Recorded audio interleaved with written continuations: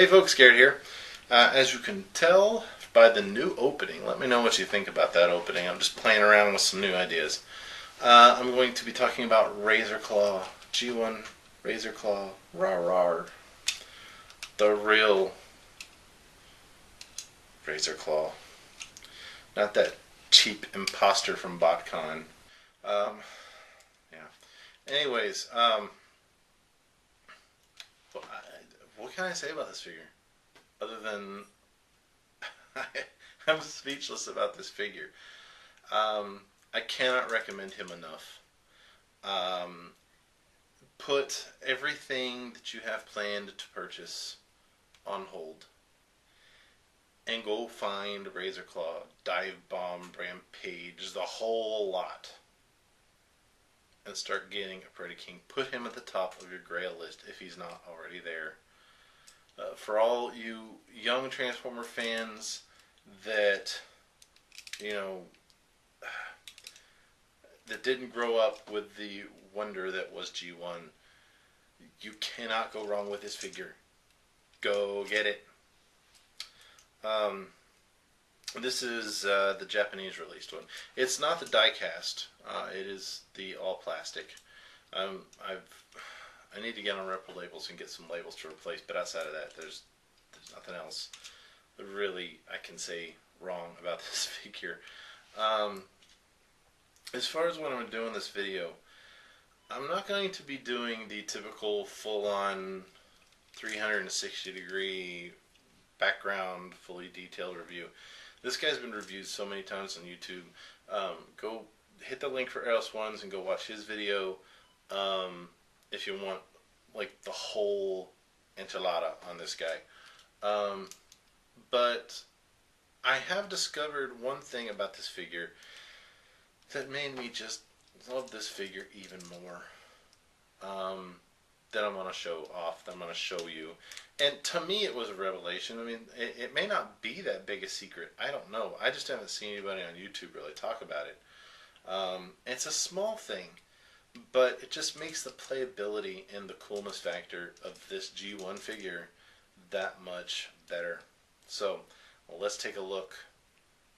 Okay guys, now as I said in the opening, I'm not doing a full-on detailed review of this figure because, let's face it, we've seen this figure reviewed so many times. If you want to see just an excellent full-on detailed review, check out Eros One's video on Razorclaw. Great video. I just don't, like I said, I don't want to bore everybody with showing you guys something you've already seen. I wanted to show you something though I haven't seen anyone else point out about this figure that just made me love this figure even more. When I was a kid, even as a kid, I should say, one of the things I never liked about the G1 figures is lack of posability.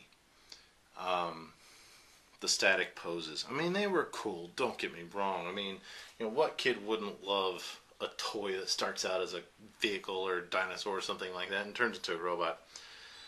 Yeah, I thought they were cool. But still, there was that part of me that says, man, I wish I could pose this into those, attack poses and dynamic poses that I see on the cartoon. So when I find a G1 figure, when I found a G1 figure as a kid, and today, now that I'm trying to rebuild my collection, that has posability, I get very, very excited. And it shoots way to the top of my favorites list. It's just a little thing about this figure. But it's one I haven't noticed a lot of people point out. I mean, these are all his accessories. His sword, Predaking's head, the little cannon. I'm going to leave this out to show you. But primarily when I see this reviewed or see pictures, this is how I see Razorclaw in his beast mode.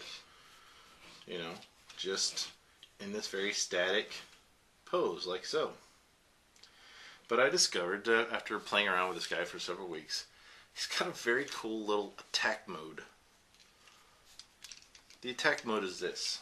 Placing the cannon onto his back, which, by the way, compared to most Gestalts, that works so much better. I mean, if you look at my Defensor video, you put Defensor's cannon on the back of Streetwise, it just looks idiotic. The scale is much better. So it's very, very cool. But let me show you this. So we're starting on this attack mode. These cannons on the side. If you pull those out like so, gives them a much wider, menacing shoulder. And it kind of gives you the impression that these might be some kind of missile launchers, maybe? Or some sort of weapon pods attached to the sides of Razorclaw, which would be very cool.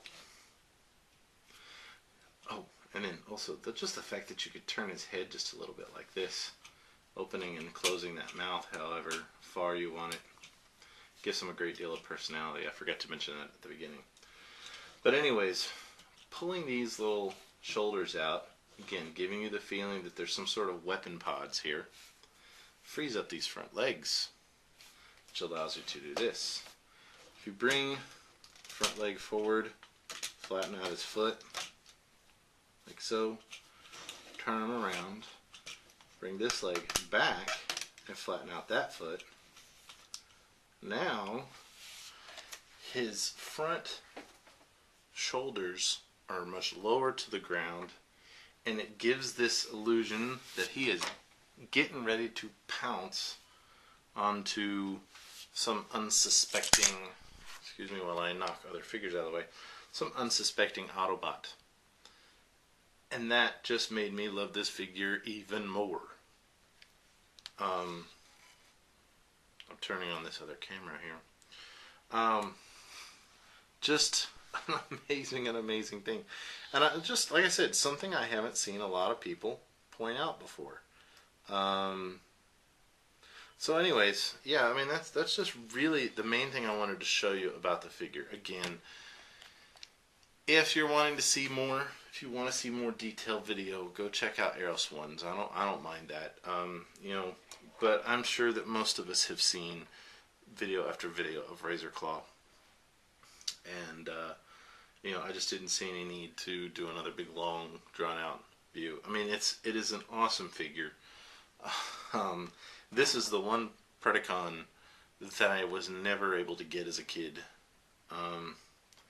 And so, anyways, get yourself one. Get yourself a Predaking. Put that at the top of your Grail list and work on one of these.